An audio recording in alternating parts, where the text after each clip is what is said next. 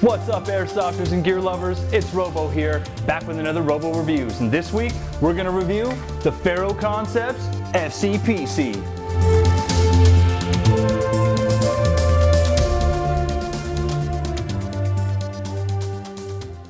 For those of you who aren't quite sure who Ferro Concepts are, they are actually one of Canada's very few tactical nylon manufacturers.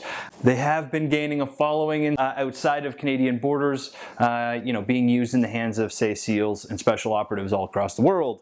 The FCPC itself has gone through a few generations. This is generation 4, the most current.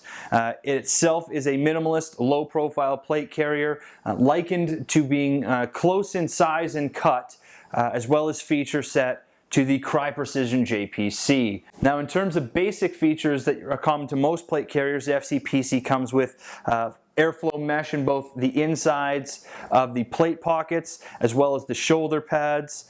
The front plate pocket features a common square of PALS/loop fabric, much like what you find on a JPC, with the addition of 2 sections of vertical PALS webbing, which is not common on the JPC. Obviously, there is a front flap to the FCPC. Now, this is where things get a little interesting. In the JPC world, this is just a regular front kangaroo flap. In the FCPC world, this is actually a separate flap that attaches via Velcro on that front plate pocket. This allows you to actually have a modular front setup, take off this front flap and put on a different one. So there's lots of customization that can be done in the FCPC on the front end. Now, these ITW clips that I've got attached to the front of mine do not come with the Ferro Concepts plate carrier. Those are additionally things I've put on there to integrate with my D3 rig, which we'll do in another review.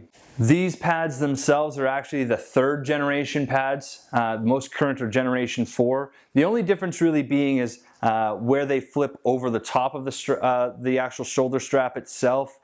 Instead of being a nylon fabric, it's more that newer Haplon kind of coated nylon fabric you see on the back of Blue Force gear products. The straps themselves, they actually attach on the front via a G-hook. Keeps things super lightweight, also allows you to take it off in a hurry should you need to. These are operationally sound. They have never come close to coming off in the field in my experience. I've never heard them coming off in the field in real world experience either. So don't be afraid of those. They're actually really quite nice to work with. The front plate pocket actually features a built-in admin pouch, again, much like the CP JPC. Now, the biggest difference here is this. On the inside of the admin pouch, like the JPC, there are elastic retention loops in here. Now, the difference here in the JPC versus this FCPC here is that in the JPC, these retention loops will actually fit 3 pistol magazines. The FCPC's elastic retention loops actually won't fit pistol mags, so they must be just for tools, pens, other administrational items, and not so much, say, a source to feed a weapon from. Now, I was a little bit disappointed in that, but neither here nor there. I don't really retain a lot of mags in there, but I have once in a while with my JPC in the past, so it would have been nice to have that feature here, but I'm not really crying over it, to be honest. Now, the backplate pocket of the FCPC is, again, quite similar to JPC, size, cut, number of PALS rows, but with just 2 small changes or additions. One being that the FCPC does feature a emergency drag handle. The CP JPC doesn't actually have that. Now, again, in airsoft, that's not such a big thing, but for you real world guys, that might actually be a factor. The other difference being where the Cummerbund attaches to it is actually covered. What you have in a JPC is an open backed plate pocket, which actually attaches the Cummerbund with shock cord directly to the PALS rows. In the FCPC, essentially the Cummerbund attaches in a small pocket area underneath your PALS rows on the back plate pocket. Now, this is good and bad. In this setup, where I've got the elastic Cummerbund, it actually attaches back there with Velcro, so it's super easy. There's a Velcro panel back there, you slap it down, you bring it around to the front, you slap it to the front, you're done. Where this becomes a problem is in the airflow Cummerbund.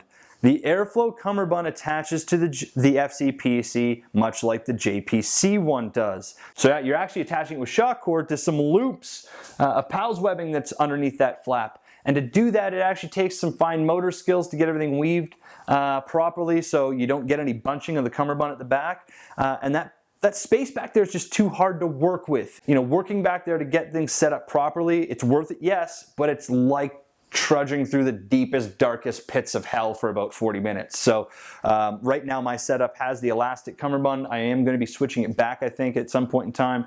So I've got that to look forward to. That would be my only downside of that backplate pocket. You know, Riley at Ferro Concepts, if you can somehow switch that to hook and loop, I think everybody would be thumbs up, brother. Now, in terms of what I've got accessorized on my back panel is actually another Ferro Concepts product called the Assaulter Back Panel, or the ABP. Much like Cry or Tears offerings of a pre-made back panel option, FCPC has put something together that offers 3 double M4 magazine or 3 grenade pouches up top. These will fit 2 Stanag style M16 magazines, or what I found was 1 PMag or polymer magazine comfortably. Now, you might be able to ram it in there. I just haven't felt the need to really push that. In terms of grenades, it'll hold 1 of any, you know, whether that's airsoft or milsim grenades, being tornadoes or thunder bees or flashbangs in the real world or real grenades. It'll hold 1 of each of those. And at the bottom has a large general purpose pouch, which is separated on the inside with a net. Now, is it anything special? No. Does it do the job? Yes. Gives you some organizational capabilities and retains, you know, stuff that you just need to kind of carry with you. The zippers themselves have a rubber pull tab on them for silence issues, as well as the pouches up top are literally basically a nylon pull tab with shock cord that hook around a buckle, a plastic buckle at that, so you're not hearing any snaps or Velcro when you open them.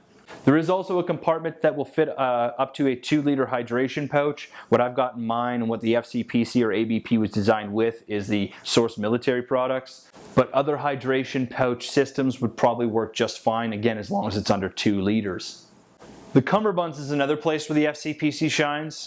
Ferro Concepts actually has multiple options when it comes to your Cummerbund system. What I have attached to mine currently is their 4EC or their elastic Cummerbund option, mine in multicam. What I also own is the Airflow Cummerbund, or AFC. Now this looks very similar to the JPC skeletonized Cummerbund with a couple small differences. Unlike the JPC, it does not have a hard fiberglass insert between the webbing, so it's less rigid. This allows it to be a little bit more pliable against your skin and move with you a little bit more, and again cuts down on weight. The biggest difference is it is just PALS webbing with a backing of that coated nylon material. Again, that Haplon that you see on the back of BFG stuff. This again keeps things lightweight, but still allows you to hook things on the outside and the inside of the Cummerbund itself. So what's the long and the short? What's the conclusions? The conclusion is FCPC is an awesome system for anybody who's looking for a lightweight, low profile, but modular system, who maybe loves a JPC in that cut and its fit, but wants a couple more robust features. You know, positives of this is, again, you can take out the modular front panels to switch to whatever your mission profile might be. Again, there's great back panel options with the ABP, as well as taking that off and putting your own options on. The modularity of the Cummerbund system, again, just provides more opportunity for the comfort level to be perfect for any one individual operator. Downsides, again, of course, I mentioned these before, is the fact that that back plate section to attach the Cummerbund is a little bit small, it's a little bit irritating. Other than that, I can't really find a lot of downsides. So there you have it, guys, the Ferro Concepts FCPC. Now, admittedly, it tends to be out of the price range for your average airsofter. Those willing to invest, and for you real world guys, it is hands down one of the best plate carrier systems I have owned and worn. So do check out Ferro Concepts at ferroconcepts.com. As always, I will post the links to any products you have seen in this video today in the description below. Thank you so much, guys, for again checking out my videos. Do take the time to help me out, subscribe, like, and share. Be on the lookout for later review videos coming down the pipes, which are my Liion Defense custom kydex holster, as well as my GoPro helmet setup.